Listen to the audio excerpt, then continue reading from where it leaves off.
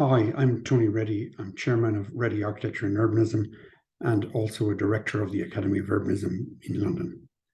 I'm here today to talk to you about potential reforms to the Irish planning system, which I believe will be in the interest of all citizens.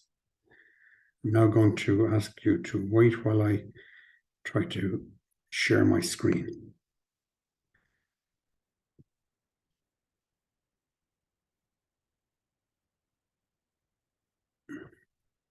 At the outset, I'd like to just say that, in my opinion, and in the opinion of many others, the Irish planning system as it currently exists is broken.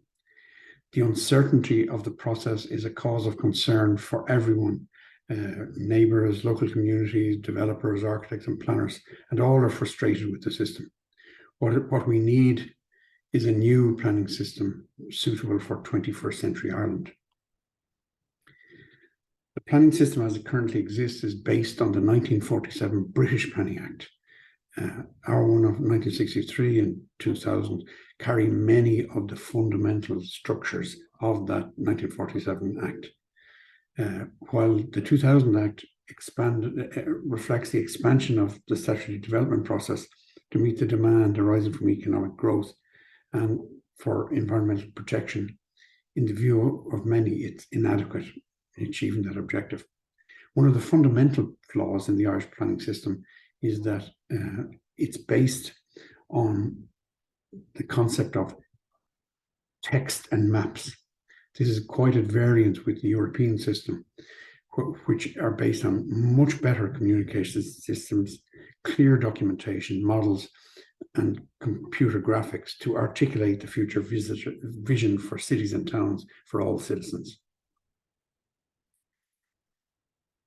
The effect of our failing planning system is negativity in a number of areas. Firstly, there's a loss of trust by many in our planning system. There's uncertainty for local communities, developers, architects and planners in what the outcomes might or might not be. It is a contributory factor. This negative aspect to the Planning Act is a contributory factor to our continuing housing crisis. As a result of the number of recent judicial reviews, it is now becoming a direct threat to foreign direct investment. And it's well established now that in the boardrooms of New York, London, Frankfurt, many potential investors in this country are concerned about the perceived risk of our planning system.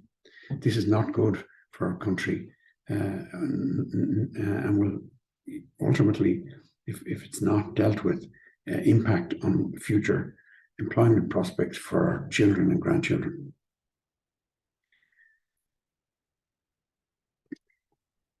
As I said already, our system, our development plan is based exclusively in written and map form. It is often complex and difficult to comprehend. And I don't think anyone could consider the development plans of most of our major cities and towns to be what they are in other European cities. That is a vision of the future of the city. In countries such as Denmark, Sweden, Finland, Netherlands, Germany, Spain, and Portugal, their development plans are in three-dimensional form with the use of computer graphics and models, and the citizens clearly are well briefed on what the plans for the future city are. And indeed, some of these slides here, the one from Stockholm, Sweden, and the one for a relatively small city in southern Sweden, Gothenburg, are on permanent public display, and indeed are a community central point where citizens can go and have coffee, have meetings about aspects of the city, and generally be well informed at all times about what the futures of the cities hold. I'm suggesting that what we need to do in Ireland is to adopt the certainty of the planning systems of European countries rather than continuing to imitate and follow what I consider to be the flawed British system. And I'm essentially suggesting that three-dimensional models and CGI images become a fundamental part of future development plans. One of the benefits of a system such as this is that the certainty it provides will allow planning departments to focus on planning and less on building control.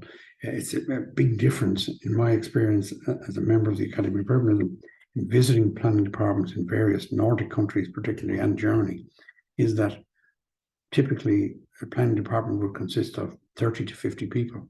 Only 2 or 3 of those will be involved in building control, which is regarded as an administrative task, and the remainder are involved in planning the city at large and also neighbourhoods in the city in great detail. And I believe that the introduction of such a system to Ireland would hugely improve the relationship between the city council and the citizens.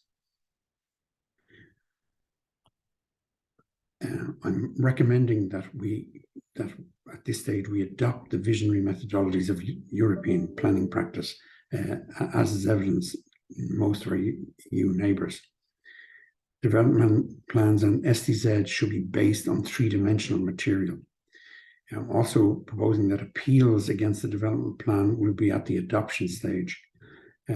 Compliance with the development plan will be equivalent to a planning permission. In other words, there should be no need for appeals at a later stage. I'm proposing that we would create a system where citizens, local representatives, architects, planners, builders, and developers can all understand and share in the vision of the future of our cities and towns. It's remarkable that on my visits to European countries that one of the great features I've noticed is that across the political spectrum, in case of Denmark, across 13 political parties, from the extreme left to the extreme right, much further left and right than we would have in Ireland, that there's a common sharing of the vision of their city in physical form, and that the political division is essentially about the economic administration of that vision. That's a much better system than I would suggest than the one we have in Ireland. I'm suggesting that that's the form of which the new planning system is required to address the challenges facing Ireland in the 21st century. Thank you.